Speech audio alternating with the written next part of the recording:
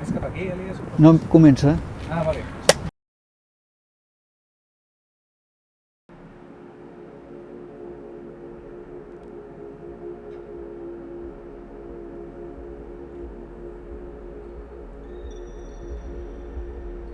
Aquesta és una obra gran, és una obra de 100.000 i pico de metres quadrats perquè abarca tota la part del fòrum. És indiscutible que després de 20 anys això ho veu cada dia la gent que passeja per aquí, que ve a fer esport, que navega amb els avions cap a l'aeroport del Prat. Amb els anys perd la seva sorpresa i es converteix en un objecte més familiar a dintre de la ciutat. I això és una esplanada gegantina feta d'asfalts de 4 o 5 colors que tenen la versatilitat de poder-se canviar si hi ha alguna reparació i si no és del mateix color tampoc passa res, inclús encara es fa més interessant.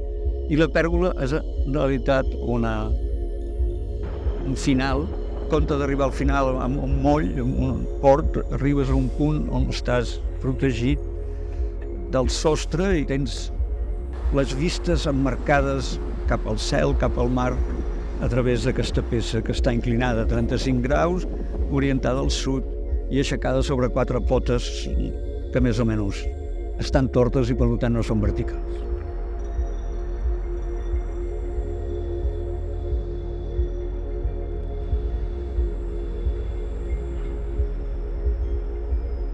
El que vam fer nosaltres és com una maionesa que agafa tots els edificis de 30 o 40 autors al mateix temps.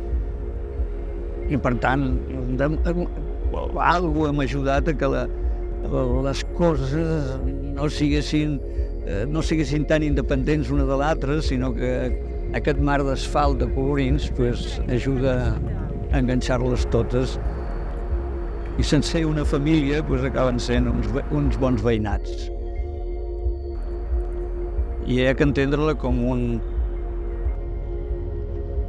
projecte que resol, en certa manera, el que el Pla Cerdà, o sigui, l'Ildefons Cerdà, acabava amb un parc extensíssim que seguia pràcticament el curs del riu Besòs. Aquesta transformació es resol a través de l'organització del Fòrum de les Cultures de 2004.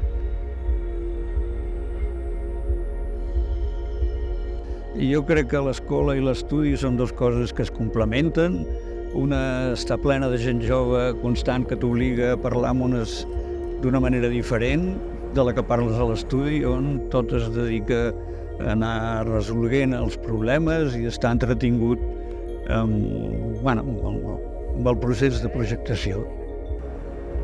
I a l'escola és un acte de generositat per part dels estudiants i per part del professorat. I sobretot és intentar que el que tu d'alguna manera saps i no enganyes els estudiants, perquè tens que ser molt transparent davant d'ells, perquè els estudiants són molt llestos i tots entenen quan es diu la veritat i quan.